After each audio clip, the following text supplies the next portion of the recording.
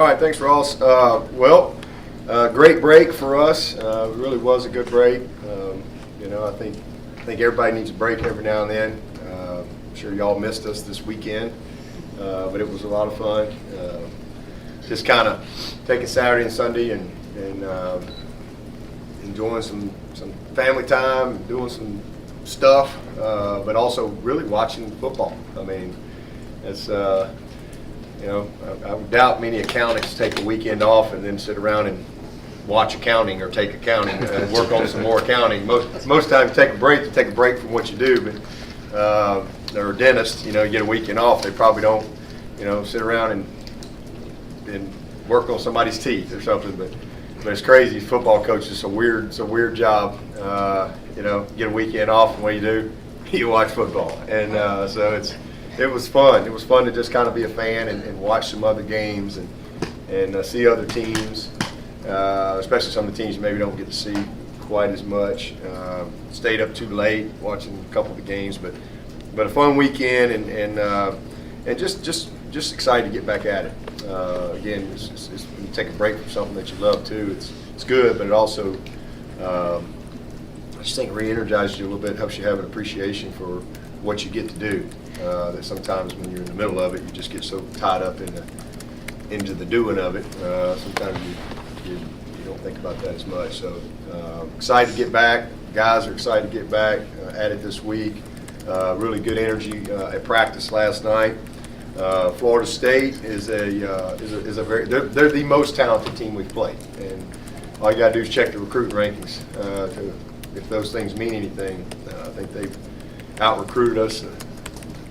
Probably 5 out of the last 7 years or more. If we went back further than that, we might have beaten them twice in 10 years. So we don't beat those guys that recruiting a whole lot, and so they got a bunch of good players. Easily the most talented team we've played to this point. So going into Game 6, on paper, roster, they're the most talented group, and so we got a big challenge there, and they're getting better. They're getting better. Should probably be 5-0. I'm sure that they're really disappointed and kicking themselves for what happened against Boise, a game that they, they were like 30-something to 13 or so with about 2 minutes to go in the third quarter, and really just kind of blew it. And that's a frustrating thing as a coach. And the same thing against Virginia. Had a chance to really win that game on the road at Virginia. So they're truly 2 or 3 plays from being 5-0. So they're really talented, but the biggest thing is they're getting better. They've started to create an identity, and they're playing better together. Really fast, physical. I think they're running the ball a lot better as far as what they're trying to do in the run game. Different from last year. Cam Akers everything goes through him. He is a workhorse. He's physical. He's a very committed runner. We're probably a little soft in the last couple of games as far as the run. We played a couple of good backs, and so we got to match that physicality and that mindset, because this back he's a committed dude, and you better have your big boy pads on. And he may get some zeros, he may get some ones, he may get some twos. But he just keeps coming, and they keep giving him the ball. So, but that sets everything else up to what they do, because they're very RPO oriented. A lot of quick game, a lot of shots, big splits, tempo, double moves, and they got guys outside that can go get it. They're getting better up front. It was an area that they obviously struggled in last year, and I think that they're much improved. And obviously they've had to play 2 different quarterbacks. Both of those guys can win for them. Both of them are experienced and poised players. Both are going to run the offense. You see a whole lot different. One has been around longer, probably a little bit more efficient as far as maybe scrambling. They'll run a little option, but they don't run him a lot. He's a little more efficient in his scrambling. He has produced 9 touchdowns, and Hornibrook's produced, I think, 5 or so. So they're both efficient, throwing the ball and making some plays. But it all starts with stopping the run against those guys, and then trying to win your matchups, because you've got to be able to win some matchups against these guys. This is skill on skill outside, so it's handling the tempo, it's lining up properly, it's the right depths, it's the right leverage, eyes on the right things, and doing it over and over and over and over. Because if you don't, here comes a big play. So very, very capable group offensively and defensively. It's the biggest group we've seen. They are huge across the front. And they've been in and out of kind of some even and oaky fronts. So they've changed it up a little bit over the 5 games as far as what they've done defensively. 11 is a really special player. I think he's very, very talented. Has the ability to pressure the quarterback. 21 is a very good player. 91, they're all 300. I don't know what it says on here, but they're probably over whatever it says. I mean, so they're just big guys that's hard to move. And but they've done a nice job. They're creating a lot of turnovers. They're +5 in the margin. Probably the biggest thing that's hurt them, and probably from being 5-0, is they've had a lot of penalties. So they've had a bunch of penalties and a bunch of sacks that have hurt them. But they've also overcame a lot of that because they're +5 in the turnover margin, and they've had some short fields in some of these games to work with. So that's a big factor in this game because we're -1. It's an area we've got to improve in. Taking care of the football. And then we did not create a turnover at North Carolina. This is the first time in a long time we hadn't got a turnover. And so we've been very advantageous that way. So we got to get back to getting our hands on the ball, creating some turnovers, and then taking care of it offensively. That'll be a huge stat in this game. We win the turnover margin, we win the game. Simple as that. And vice versa. Because they're as talented as, again, anybody that we played or will play from that standpoint. So it's a good group. It's going to be a huge challenge for us. We're excited about it. It's going to be, Clemson, Florida State. It's a special game. It has been for a long time. This is my 17th Clemson, Florida State game, so I've been a part of a bunch of them. And, it never gets old. This is one of those games that, at least for the last 10 years, it's settled the division. The team that's won this game has won the division and represented the Atlantic. We got a long way to go. I think we got 39 more days before the division is going to be settled, and every day is important. And so this will be a huge game for both teams. Both teams want the same thing. The winner of this game is in control of their division destiny. That's what we all want to do. At the end of the year, there's only 2 teams that get to go to Charlotte, and so this is a really playoff football. That's what college football is. Every week, it's playoff football. It's division playoff football this week for us. So, and same thing for them. But it's exciting, to be where we want to be and have all of our goals still there. And being at home this week is huge. The Valley's going to be rocking. We need our fans to show up and continue to give us that incredible environment that we've had. I think it can be a big factor in this game. And so, last thing I just would mention, I know that they talked about Paul Journey. But just a few things. This is what we call Paul Journey Week here. It's where we do highlight that part of our program, just annual recognition to the way we develop, connect, and empower our student athletes. And just collectively, Paul Journey provides over 85 initiatives per year. We have 25 Paul Journey ambassadors. There's a process. These are guys from our team that become ambassadors. There's a process they have to go through. And they have to be voted on by the other ambassadors. They have to have letters of recommendation and so forth. So it's a really cool thing that we have, and those guys create opportunities for the entire team. And the objectives are career development, community service, life skills, and then our former player engagement. From a career development standpoint, we've had 100% career placement for our 36 senior scholar athletes from last year's team, 2018-19 class. We had 37 guys this past summer participate in micro internships in 2 countries and 8 states.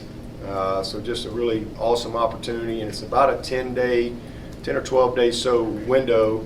And what that does is allows them to get as much professional development as they can get, but also work with their schedules. It allows them to get that real world experience. We had 14 student athletes that went up to New York in our business week for spring break, and they were with American Express, Def Jam, the NFL, Madison Square Garden, Endeavor, and several other companies up there. And then our community service, we had a group go over to Thailand this past May. We serving over 900 hours at the Mercy Center School for underprivileged children. So that was in Bangkok, Thailand. And this year, we've already served over 1,300 hours as a team. So it's just a wonderful, wonderful program within our program. And life skills, those are public speaking, it's financial literacy, it's social media, it's branding, it's networking, it's all those things. And then our former player engagement. Travis Blanks came in. Felt like that was an area that I think that we could do a better job in. And man, he has really hit the ground running. And just want our players to be connected. Been here long enough now. I got a lot of former players, and I just want those guys to always feel like they're connected to our program. And so whether it's a newsletter, they have somebody to reach out to talk to. Hey, I'm coming back into town. Whatever it may be. And Travis has done an awesome job. Coming on board. So we just want to take the time to thank Paul Journey, Jeff Davis, and Savannah, and Rashard, and Travis, and Reggie. They do an amazing job in serving our players, and really just wake up every day thinking about how we can empower our players, create those tools for life that we talk about all the time in our program, and create opportunities for them and take advantage of this moment in life that they have. It's a very short moment. So when they leave here, if they get a chance to go play football, that's great, but we really want them to make the transition now, not after.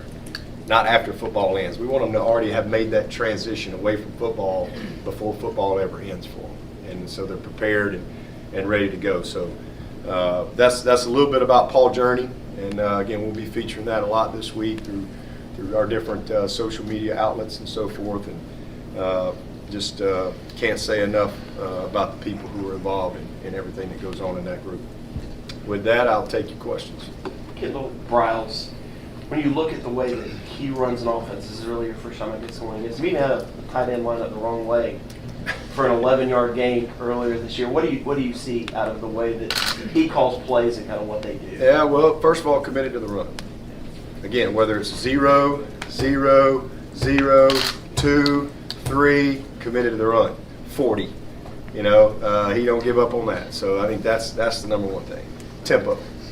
They play really fast, and I'm sure they'll really try to play a lot of tempo on us to try to neutralize our substitutions and maybe get us to miss a line and some things like that. But so we got to do a good job of that. Splits, you've got some of these guys that line up, on the sideline.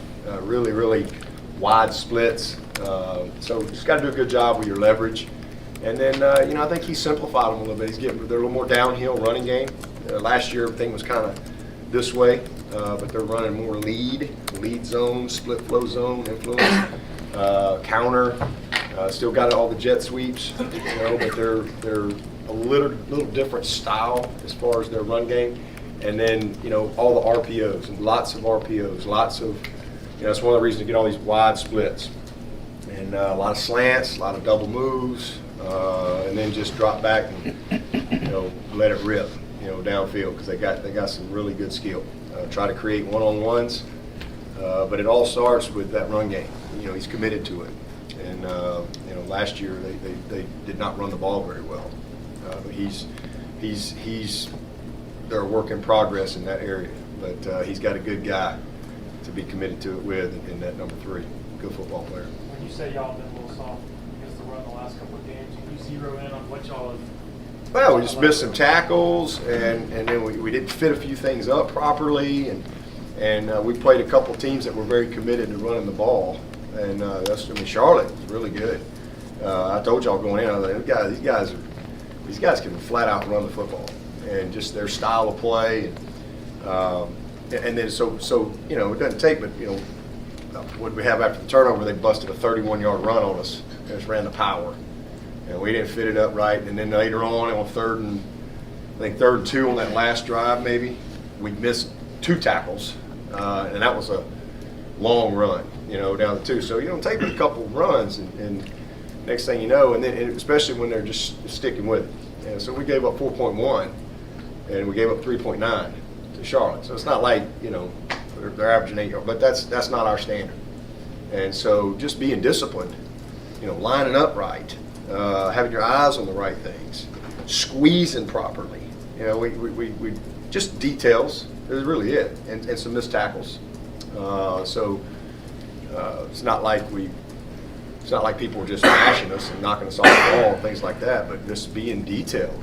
Because when you don't do things right, those good backs have a way of finding those creases, and so that's probably the biggest thing. And you know, especially Charlotte kind of late in the game, we got a couple that hurt us. And again, even though we got different guys in there, we don't change the standard.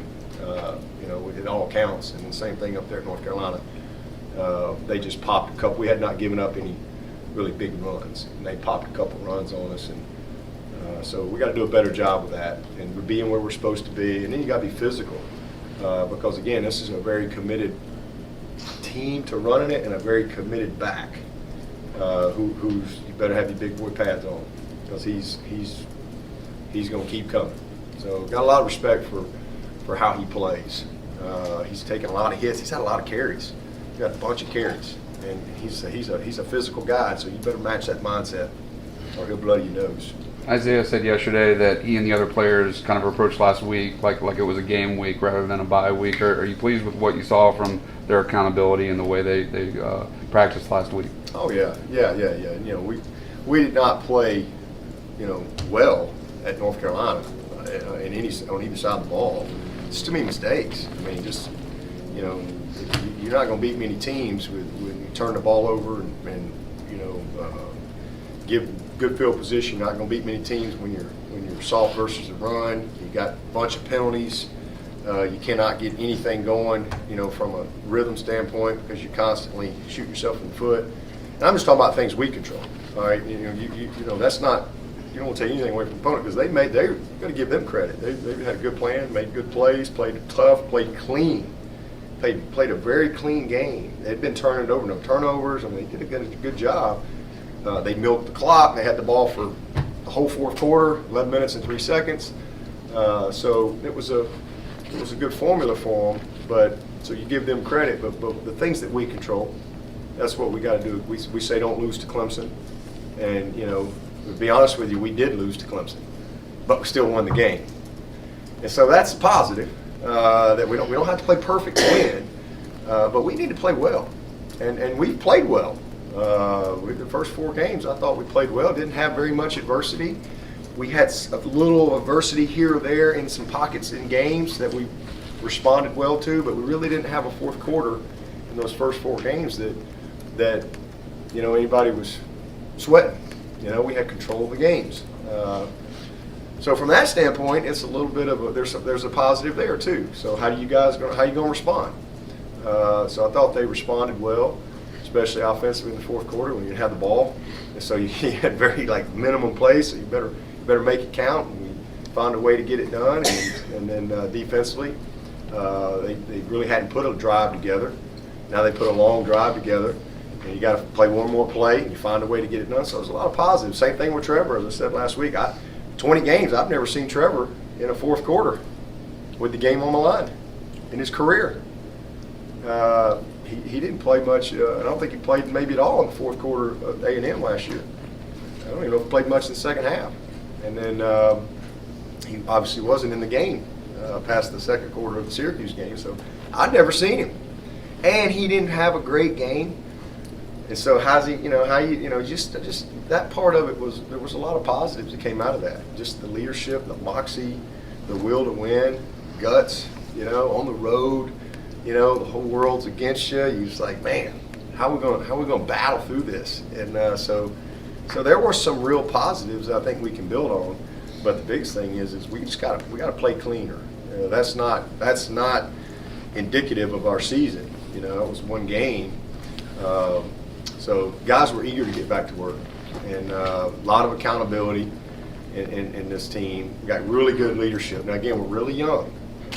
We got a lot of guys that have never lost a game. We got a lot of guys that, You know, they don't really understand. There's a process that you know, from developing a team, and we just, you know, you got 80 freshmen and sophomores on your roster. There's a lot of youth.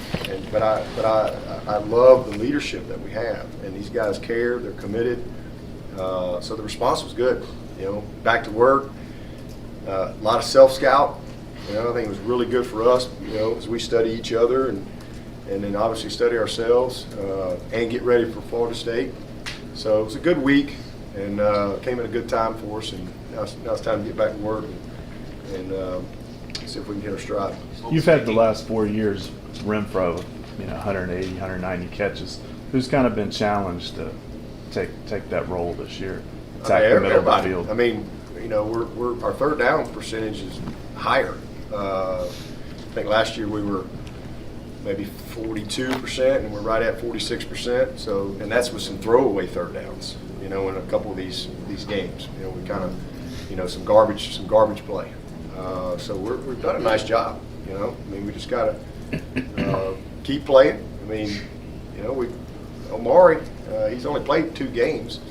You know, that first game up there at Syracuse, he had 2 touchdowns and pretty dang productive. One of them was about 90.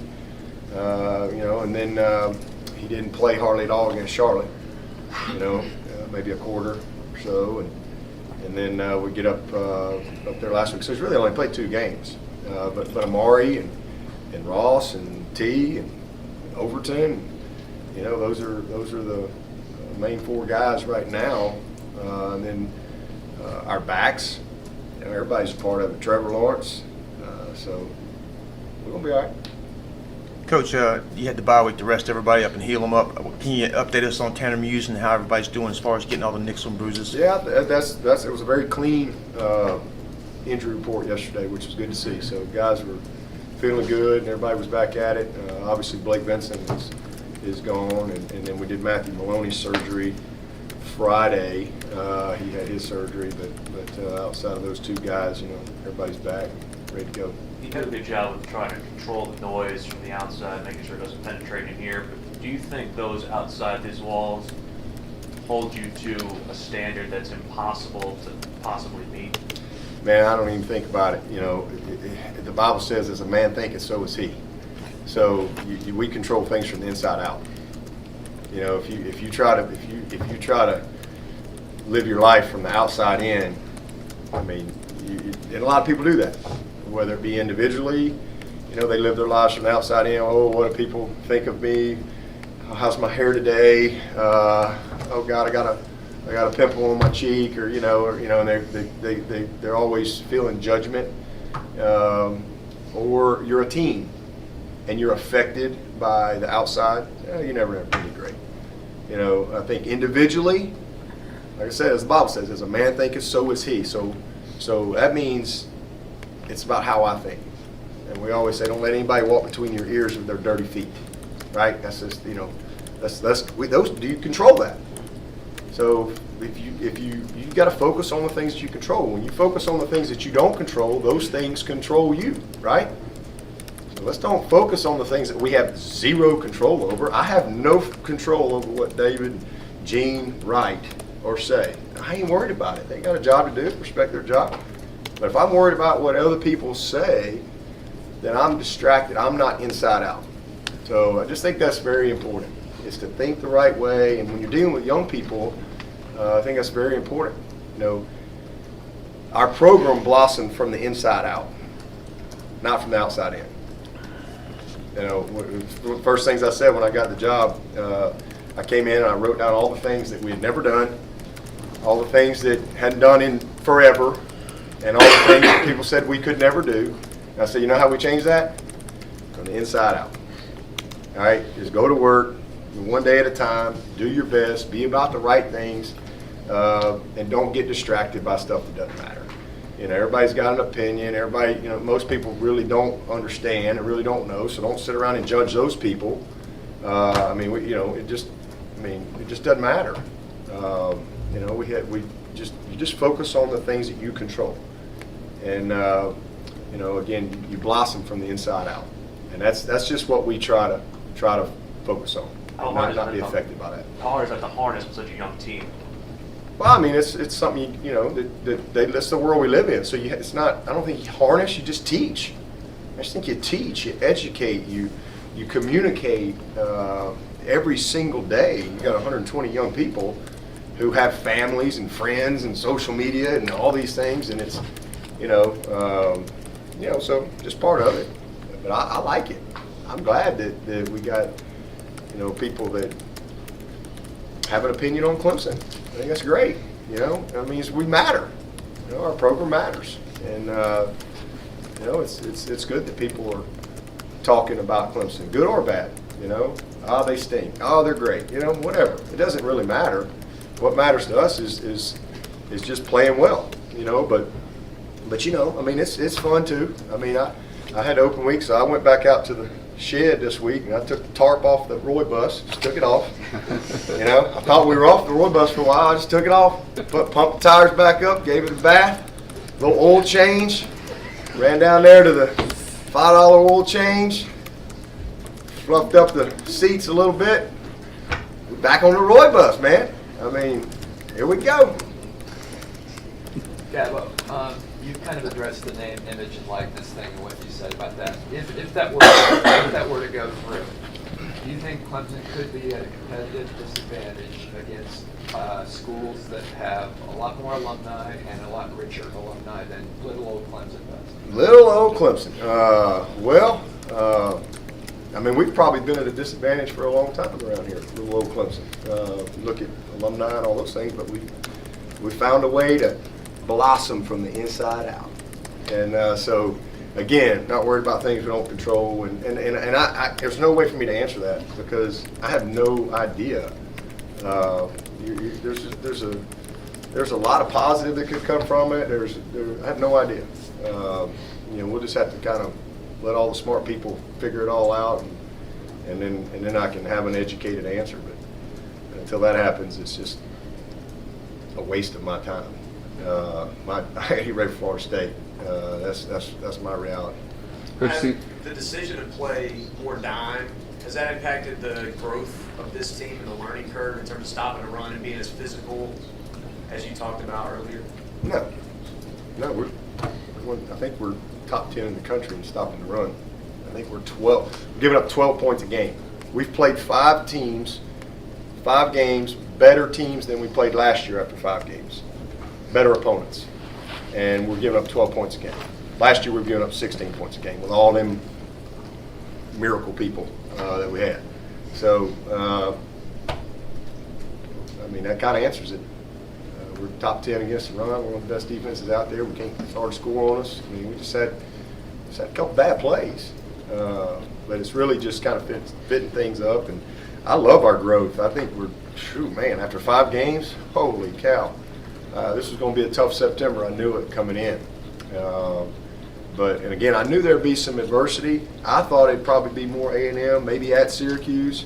Early, a lot of inexperience, but we really played well in those games. But it just, we just kind of had a game. That's what happens. North Carolina's got a pretty good first group on both sides, and you get up there again, you don't have quite your A game and it gets rolled against you. But I love our development. I mean, I think our 5 ends. I'm so much more confident in them right now than I was coming into the season. We got enough experience now. These guys have had a little success. They've had some failure. There's been a lot of coaching going on, a lot of teaching through camp and through 5 games that now they can go apply. They got more knowledge. So what's wisdom? It's the application of knowledge. So now we just need to apply the knowledge and look like some guys that have learned through 5 games, and not make some of the same mistakes, so I'm much more confident in our development. And the same thing inside. Tyler Davis has played 5 games now, and he's got some knowledge, he's got some experience, and same thing with Niles and the role that he's in, and becoming a starter, and Jordan. Good to see Jordan have a big sack last week, and getting Darnell and Xavier some experience. I mean, we're better, but our backers, I really like what we got going on there. I think I like our depth. as I told you in August, the best part of our defense is back seven. I think it's as good a group as we've had, and that has proven to be the case. Guys are smart. They're very rarely out of position. Do we give up a play from time? Yeah, they're human. I mean, do we miss a tackle? Yeah, every now and then. But our alignment, we've done a nice job. You know, we have very few busts. We had, you know, Isaiah busted on the crossing route in 3rd and 9 at North Carolina. There's nowhere to go with the ball, and he should have. He's got to let that go, and then we're sitting right there, and it's a sack. You know, Xavier's going to sack him.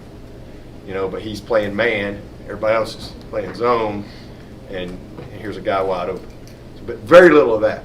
Very, very, very little busts. So I think our development is really good. Now we got to get better. I mean, we have to get better as a team across the board. If you're playing your best football right now, it's probably not going to end well for you. You know, we're 5-0 and we're not even close to playing our best football. And so, but again, you got a bunch of young guys, and just where this team was last year, that team got better and better and better. The application of knowledge, and so that's kind of, you know, what I'm anxious to see with this team. Coach, no one on your roster has ever lost to Florida State. Do you feel like your players have an appreciation for this rivalry means to the ACC, or does that even matter to you? It don't matter. No, we're not. These guys could care less. They're not sitting around worrying about, you know, what it matters. They just want to win the game. They want to do that right there. They want to win the division. They want to play well. It's pride in their performance. They understand, you know, who we're playing, and I mean, Florida State's one of the greatest programs in the history of college football. So they're still Florida State. There's no different. I mean, these guys are talented, and it's, you know, but it's a new staff, and they're getting better, and they're confident. You know, they can play with anybody. And, you know, we got 2 quarterbacks we're dealing with. And so they're just focusing on playing well. They're focusing on trying to stay in control of their destiny. You know, I don't think any of them are sitting back going, wow, this is, you know, some great historic moment. That's not the case. They're just trying to play well and you know, seize this moment, take advantage of this opportunity. Along those lines, does Clemson now remind you of Florida State in its debut? Does Clemson remind me of Florida State? Where you guys are now as a program? You know, I hope not. I hope Clemson is Clemson. You know, I mean, we're not trying to be anybody else. We're not trying to remind anybody of anybody else. We're just trying to be the best version of us. You know, year in and year out. I would say consistency-wise, I mean, there's some similarities. I mean, obviously they have about 14 10-win seasons in a row, something like that. You know, so we're a long way away from that, but we've been pretty consistent. So I think that standpoint. But when you look at it, since my 10 years, as Georgia Tech beat us the first year 9. So we've played for it 6 times, and Florida State's played for it 4 in the last 10 years, and won it. You know, even team with the exception of Georgia Tech there that first year. So you know, this is, I mean, they're Florida State. I mean, they're a great program. That wide receiver, number 15, Terry, is he about as good a wide receiver as you're going to see? Yeah, he's good. He can cut on a dime. You know, they got some speed. They got fast, and they got real fast on those guys outside. So you got to do a good job of challenging them. You know, you give them some of those easy plays, they can make a guy miss and take it the distance. But 15 is a really good football player. Just again, his ability to change direction and cut on a dime. He's a definite playmaker for him. Dabo, you talked about FSU's commitment to the run. What about you guys? I think Etienne and Jay had 4 combined carries in the second half of Chapel Hill. Well, they had the ball 11 minutes and 3 seconds in the fourth quarter, and then we had a 3-play drive touchdown. You know, so just style of play, and then and then rhythm. You know, we had 3rd and 1, jumped offside, 2nd and 5. We throw a screen pass and fall down. That's probably going to go for 50.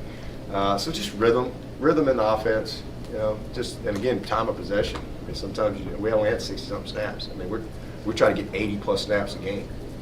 And sometimes that gets affected because we've been explosive too. And you can have a big play touchdown, and that can deviate that or skew that a little bit. But yeah, I mean, we're very committed to the run, for sure. I think one of the best running teams in the country. And after 5 games, probably not as good as we want to be, but we got a long season ahead.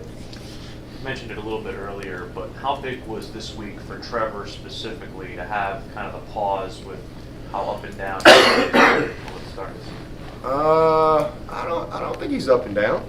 I mean, I'm not going to agree with you on that. I mean, he's had a couple bad plays. I think he's 5-0, and he's made a lot of great plays. He's not perfect.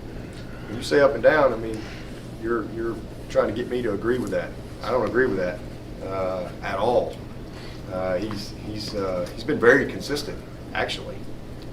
He's not some cyborg robot that never is going to make a mistake, and so I just think that his success is maybe creates a little different standard that people have for him, but he's run the ball exceptionally well.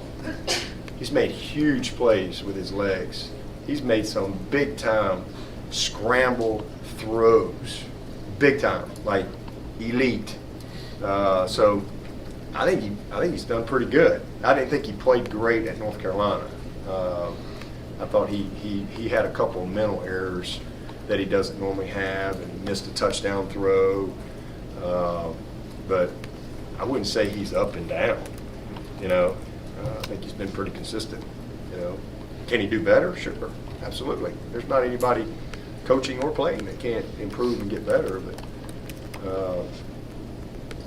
the break for him was good for just like any, not because he's been some bad player. We're 5-0. He's a big reason for it. What were some of the biggest takeaways from the self-scout you guys did last week?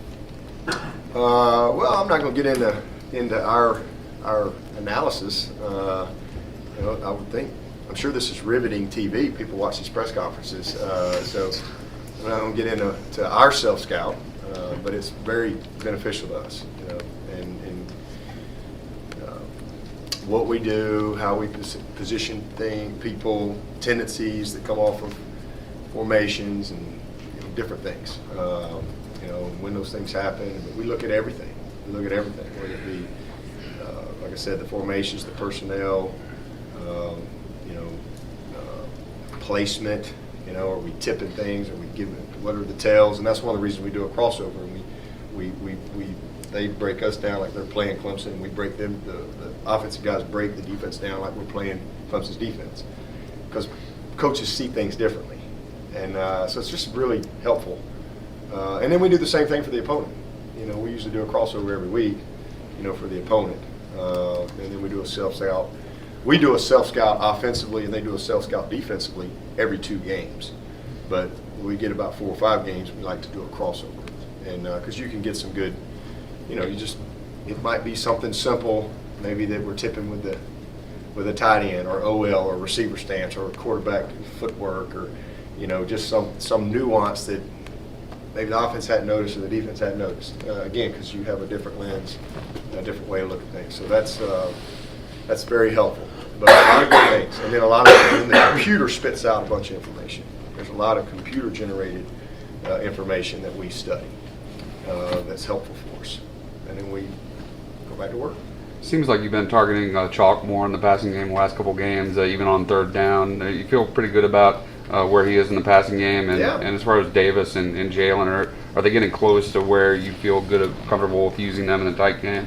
Yeah, I mean, I wouldn't say we're targeting JC. That's just how it's worked out. We've had some bootlegs, off of our run game that have been, good solid plays for us. Where he's a factor in the run game, and he's been able to have some nice plays. And he did have a nice 3rd down play, but again, that's just that's quarterback driven, based on where the read takes him. So it's not like we, like I said, or target him like, okay, look, we got to get the ball to JC. It just happens, and I'm not trying to force anything, but on that, I've been really pleased with him. He's made some nice plays. He's become really steady. His confidence is up. He's become, he's still improving and developing, but he's really made some good progress in 5 games as far as what we need him to do in the run game.